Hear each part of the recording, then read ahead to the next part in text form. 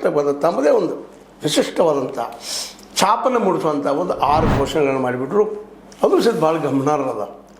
ಯಾಕಂದ್ರೆ ಪೂರ್ತಿ ಸಿದ್ದರಾಮಯ್ಯರ ಕಪಿಮುಷ್ಟಿಯಲ್ಲಿ ಸಿಕ್ಕಂಥ D K Shivakumar ಅವರು ನಾನು ಹೊರಗೆ ಬರಬಲ್ಲೆ, ನನ್ನೆಲ್ಲ ಶಕ್ತಿ ಇದೆ ಅನ್ನೋದಕ್ಕೆ ಮೊದಲನೇ ಸಾಕ್ಷಿ ಈ ಸಿ ಎಮ್ ಆದಿದ್ದು.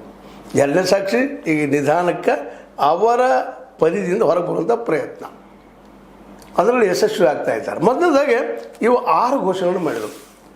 ಇವು ಉದ್ಯೋಗ ಖಾತ್ರಿ ಅನ್ನುವಂಥ ಯೋಜನೆ, ಅದರ ಮೂಲಕ 56,000 ಜನರಿಗೆ ಉದ್ಯೋಗ ಶೀಘ್ರ ಕೊಡಿಸುವಂಥ ಆಶ್ವಾಸನೆ ಕೊಟ್ಟಿದ್ದಾರೆ.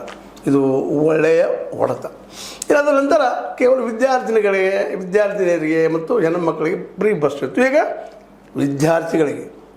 ವಿದ್ಯಾರ್ಥಿಗಳು ಸಹಿತ ಫ್ರೀ ಬಸ್ ತೊಗೊಳ್ಬೋದು ಅನ್ನುವಂಥ ಮತ್ತೊಂದು ಘೋಷಣೆ ಮಾಡಿ ವಿದ್ಯಾರ್ಥಿಗಳ ಮನ ಗೆಲ್ಲುವಂಥ ಪ್ರಯತ್ನ ಮಾಡಿದರು. ಒಳ್ಳೆಯ ಪ್ರಯತ್ನ. ಇದರಲ್ಲೇ ಅದೇ ಕಾಲಕ್ಕೆ ಇನ್ನೊಂದು ಭಾರತ ಜೋಡೋ ಯುವಕರ ಸಂಘ ಮಾಡಿದ್ರು. ಇದು ಭಾಳ ಮಹತ್ವದ ರೀ.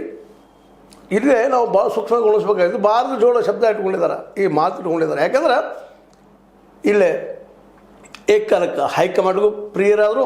ಮತ್ತೊಂದು RSSಕ್ಕೆ ಪ್ರತಿಯೊಂದು ಗ್ರಾಮ ಪಂಚಾಯತಿಯಲ್ಲಿಯೂ ಸಹಿತ 10 ಲಕ್ಷ ರೂಪಾಯಿ ಕೊಡುವಂಥ ಮಾತು ಮಾಡ್ತಾಳೆ. ಅಲ್ಲಿ ಸಂಘಟನೆ ಮಾಡುವಂಥದ್ದು, ಕಾಂಗ್ರೆಸ್ ಸಂಘಟನೆ ಮಾಡುವಂಥ ಕೆಲಸವನ್ನು ಮಾಡ್ತಾ ಇದ್ದಾರೆ. ಜೋಡೋ ಯಾತ್ರಾ ಇದು ಮಾಡಬೇಕಾಗಿದ್ದು ಭಾಳಷ್ಟು ಜನರು ಹೋಗಿ ಮುಟ್ಟಬೇಕಾದಂಥ ಕೆಲಸ. ಕ್ರೀಡೆ ಮತ್ತು ಪ್ರತಿ ಇದಕ್ಕೂ 10 ಲಕ್ಷ ರೂಪಾಯಿ ಇಡ್ತೀನಿ ಅಂತ ಮಾತಾಡಿದ್ದಾರೆ. ಇದರಿಂದಾಗಿ ಸಹಜವಾಗಿ ಯುವಕರ ಮನಸ್ಸನ್ನು ಗೆಲ್ಲುವಲ್ಲೇ ಗ್ರಾಮದ ಏರಿಯಾದಲ್ಲೇ, ಯಾಕಂದ್ರೆ ಮತದಾರರಲ್ಲಿ ಹೆಚ್ಚು, ಜೊತೆಗೆ ಆಟ ಅಂದ್ರೆ ವಯಸ್ಸಿಗೆ ತಕ್ಕಂಥ ಹುಡುಗರಲ್ಲಿ ಭಾವನೆ, ಉದ್ಯೋಗ ಖಾತ್ರಿ ಕೊಟ್ಟರು. ಸ್ವತಂತ್ರವಾದ ಮೀಡಿಯಾಗೆ ಬೇಕಾಗಿರುವುದು ಸ್ವತಂತ್ರ ಧ್ವನಿ. ಆ ಸ್ವತಂತ್ರ ಧ್ವನಿ ಉಳಿಸಲು ನೀವು ಮಾಡಬೇಕಾದದ್ದು ಇಷ್ಟೇ. ಅದೇನಪ್ಪಾ ಅಂತಂತಂದ್ರೆ ನಿಮ್ಮ ಕೈಲಾದಷ್ಟು ಸಹಾಯ ಈ ಚಾನಲ್ಗೆ ಮಾಡಿ ಹಾಗೂ ನಿಮ್ಮ ಧ್ವನಿಯನ್ನು ಕಾಪಾಡಿಕೊಳ್ಳಿ.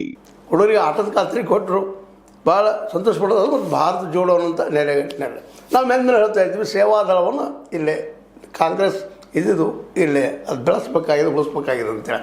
ಯಾಕಂದ್ರೆ RSSಗೆ ಒಂದು ಪ್ರಬಲ ಸ್ಪರ್ಧಿ ಏನಾದರೂ ಇದ್ರೆ ಸೇವಾದಳ, ಇದರಲ್ಲಿ 2 ಮಾತಿಲ್ಲ, ಅದು ಬೆಳೆಸ್ಬೇಕಲ್ಲ.